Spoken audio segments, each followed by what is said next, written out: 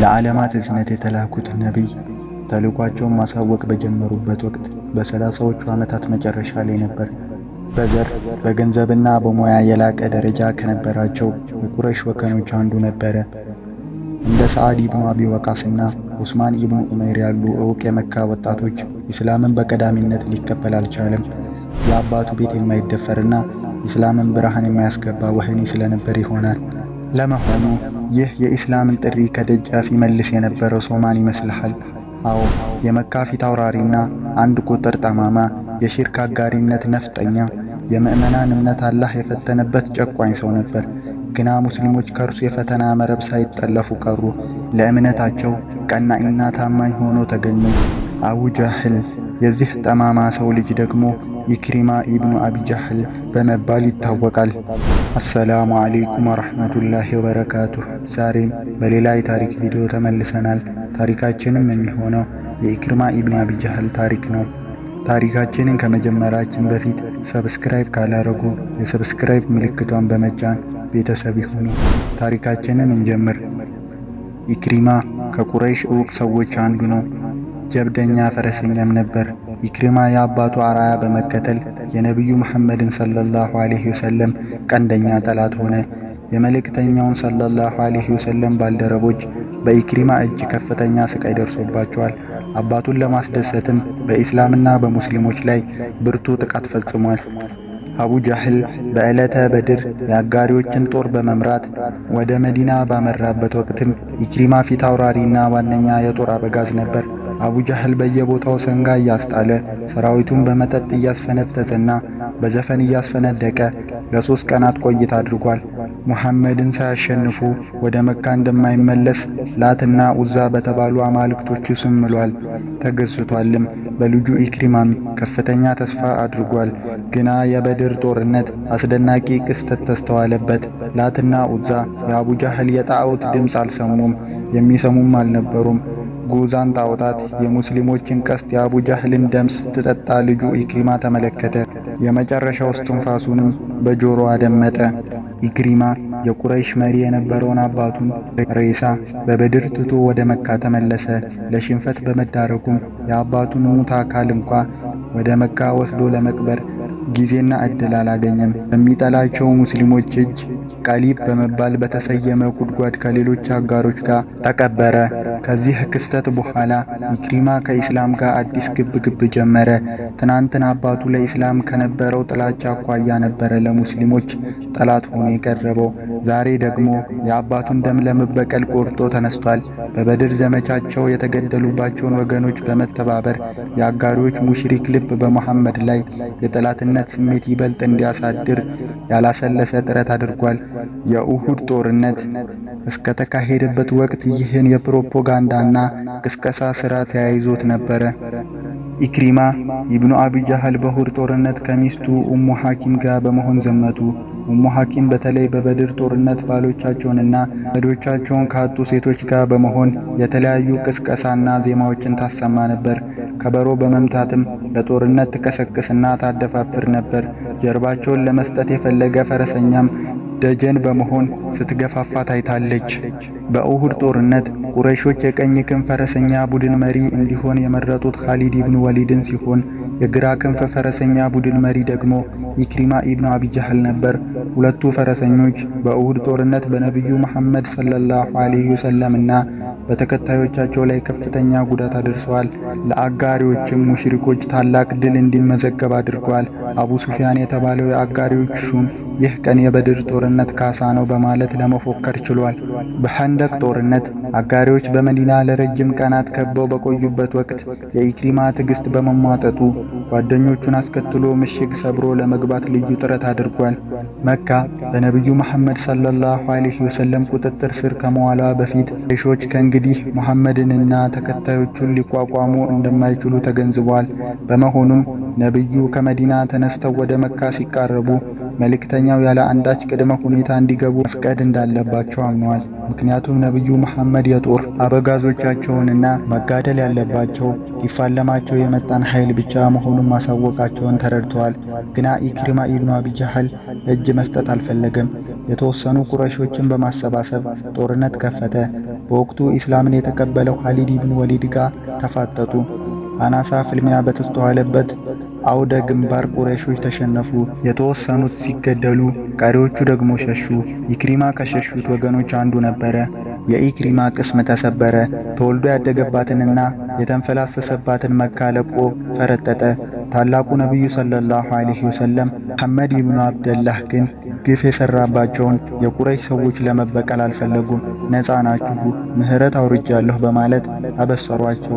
ግና የተወሰኑ ግለሰቦች በካዕባ ጣራ ላይ ወጥተው ምህረት ቢማጸኑ እንኳ መገደል እንዳለባቸው ወሰኑ።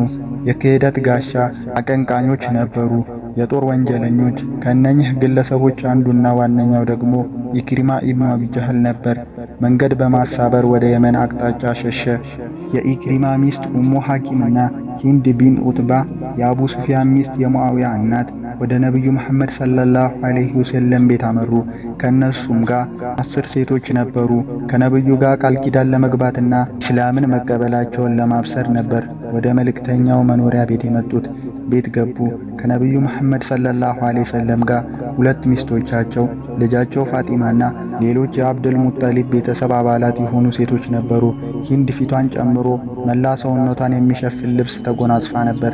ማንነቷን ለማሳወቅ አልፈለገችም። በነቢዩ መሐመድ አጎት ሐምዛ ኢብኑ አብዱል ሙጠሊብ በድል ላይ የፈጸመችው ኢሰብአዊ ድርጊት የምትረሳው አልሆነም። እናም ነቢዩ ፊት ለፊት ለመናገር አልቸኮለችም። በቅድሚያ የአቋምና የእምነት ለውጥ ማድረጓን ለማስታወቅ አልፈለገችም። እንዲህ ስትል ጥቅል ንግግሯን አሰማች። አንተ የአላህ መልእክተኛ ሆይ፣ ለራሱ የመረጠውን ዲን የበላይ ያደረገ የሆነው አላህ ምስጋና ይገባው።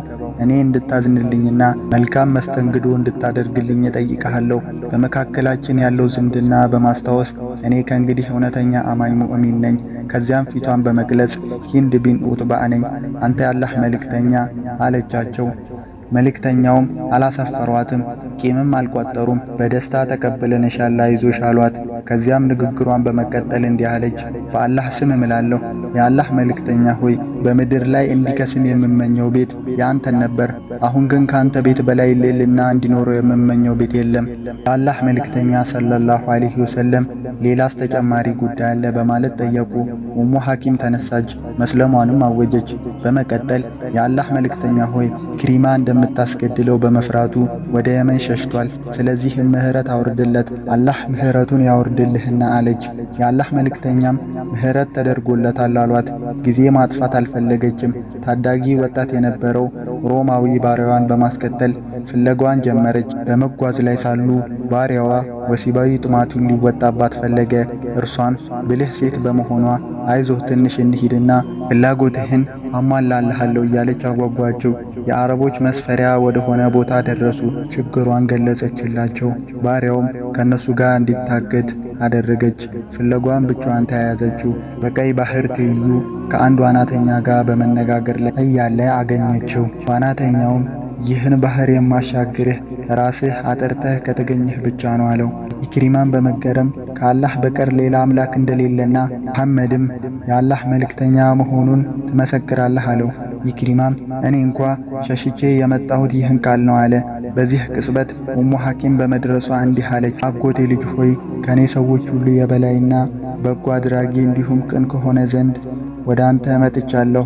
ከመሐመድ ኢብኑ አብደላህ ለአንተ ምህረት ጠይቄልሃለሁ፣ ምህረትም ተደርጎልሃል። ነፍስህን አታጥፋት፣ ትሳሳት አለችው። አንቺ ራስሽ አናገርሽው አላት። እርሷም አዎ እኔ ራሴ አናገርኩት፣ ምህረት አደረገልህ። እርሷ ጋር ለመመለስ እስኪወስን ድረስ አረጋጋችው። እዚያም በመልስ ጉዞ ላይ እያሉ ሊደፍራት ስለሞከረው ባሪያ ነገረችው። ኢክሪማ ገና ኢስላም ያልተቀበለ በመሆኑ ድርጊቱን በትዕግስት ሊያልፈው አልቻለም። ባሪያው ወደ ታገተበት አካባቢ በመሄድ ገደለው። ኢክሪማና ባለቤቱ አንድ ቦታ አረፉ። ከሚስቱ ጋር ተነጥሎ የቆየ በመሆኑ ስጋዊ ስሜቱ ተቀሰቀሰበት። እንተኛ ሲልም ጠየቃት። ኡሙ ሐኪም ግን የምትቀመስ አልሆነችም። በጽኑ ተቃወመችው። እኔ ሙስሊም ነኝ፣ አንተ ደግሞ አጋሪ ሙሽሪክ ነህ በማለት ኢክሪማ በአንቺና በእኔ መካከል ወሲባዊ ግንኙነት እንዳይፈጸም ለመወሰን መብቃትሽ ጉዳዩ ከባድ ደረጃ የደረሰ መሆኑን ያመለክታል አለ። ኢስላም በኡሙ ሐኪም ስብዕና ላይ የፈጠረው ለውጥ ማድነቁ ነው። ኢክሪማ ነቢዩ መሐመድ ሰለላሁ ዐለይሂ ወሰለም ወዳሉበት አካባቢ ከመድረሱ በፊት በመለኮታዊ ወህይ የሚታገዙት ነቢይ እንዲህ አሉ። ኢክሪማ አማኝ በመሆንና በስደት ወደ አንተ ይመጣል። ስለዚህ አባቱን እንዳትሳደብ፣ ሙታንን በመውቀስ በሕይወት ያለን ሰው ያስቀይሟል፣ ማችን ደግሞ አያስደስተውም። ብዙም ጊዜ አልቆየም። ኢክሪማና ባለቤቱ የአላህ መልእክተኛ ሰለላሁ ዐለይሂ ወሰለም ወደ ተቀመጡበት ቦታ መጡ። የአላህ መልእክተኛ ሰለላሁ ዐለይሂ ወሰለም ኢክሪማን ሲመለከቱ በጣም ተደሰቱ። ኩታ ሳይደርቡም ወደ እርሱ በፍጥነት ሄዱ። ነቢዩም ከተቀበሉት በኋላ መልሰው ተቀመጡ። ኢክሪማም ፊት ለፊታቸው በመቆም ሙሐመድ ሆይ ኡሙ ሐኪም እንደገለጸችልኝ ምህረት አድርገልኛልን? ነቢዩም እውነቷን ነው፣ አንተ ነፃ ሰው ነህ፣ ምህረት ተደርጎልሃል አሉት። ሙሐመድ ሆይ ከእንግዲህ ወደ ምን ትጠራኛለህ? አለ። ከአላህ በቀር ሌላ አምላክ እንደሌለና እኔም የአላህ ባሪያ መልእክተኛ መሆኔን እንድትመሰክር፣ ሰላት እንድትሰግድ፣ ዘካ እንድትሰጥ በማለት አምስቱን የእስላም ማዕዘናት ጠቀሱለት። ኢክሪማም በአላህ ስም እምላለሁ፣ ጥሪ ያቀረብከውን ወደ ሐቅ ብቻ ነው፣ ያዘዝከውን በበጎ ነገር ብቻ ነው አለ። ቀረብ በማለትም እርግጥ አንተ ይህን ጥሪ ማስተማር ከመጀመርህ በፊት ከማናቸውም በበለጠ ደረጃ እውነተኛና በበጎ ሥራ የሚበልጥ ቸር ነበርክ። ከዚያም እጁን በመዘርጋት እኔ ከአላህ በቀር ሌላ አምላክ የሌለ መሆኑን እመሰክራለሁ፣ አንተ ደግሞ የእርሱ ባሪያና መልእክተኛ መሆንህን እመሰክራለሁ አለ። አላህ መልእክተኛ ሆይ እጅግ በላጭነት ያለው ንግግር ይግለጹልኝ ሲል ጠየቀ። መልእክተኛውም አሽሃዱ አላ ኢላሃ ኢላላህ ወአነ ሙሐመደን ረሱሉላህ በላሉት። እዚህስ በመቀጠል ሲል ጠየቃቸው። በአላህ ስም እመሰክራለሁ፣ በዚህ በተገኙት ሰዎች ፊትም እመሰክራለሁ፣ እኔ ከእንግዲህ ሙስሊም ታጋይና ስደተኛ ነኝ። ኢክሪማም የተነገረውን ፈጸመ። የአላህ መልእክተኛም በዛሬው ዕለት የምትጠይቀኝ ነገር ቢኖር እሰጥሃለሁ አሉት። ኢክሪማም እርሶም በጠላትነት በመመልከት ለፈጸምኩት እኩይ ነገሮች ሁሉ አላህ ይቅር እንዲለኝ ለምኑልኝ፣ እንዲሁም ክብሮን የሚነካ ነገር የፈጸምኩ በመሆኑ ፊት ለፊትም ሆነ በሌሉበት ለተናገርኩት መጥፎ ቃልም ይቅርታ ያደርጉልኝ ዘንድ አላህን ይለምኑልኝ። አላህ ሆይ እኔ ያሳየውን የጠላትነት እርምጃ ሁሉ አንተ ማረው፣ አንተም ብርሃን ለማጥፋት የፈጸመውን እኩይ ምግባራት ይቅር በለው፣ ፊት ለፊትም ሆነ በሌለህበት ላጎደፈው ክብሬም ይቅር በለው በማለት ጸለዩለት።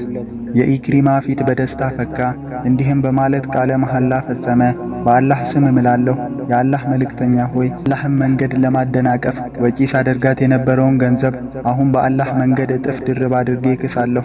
የአላህ መንገድ በመቃወም ላደረግኩት ዳድሎ ማካካሻ እጥፍ ድርብ በአላህ መንገድ እጋደላለሁ። ከዚህ ቀን ጀምሮ በዳዕዋው ዓለም ውስጥ ገባ። በፍልሚያ ወቅት ግንባር ቀደም ፈረሰኛ ሆነ።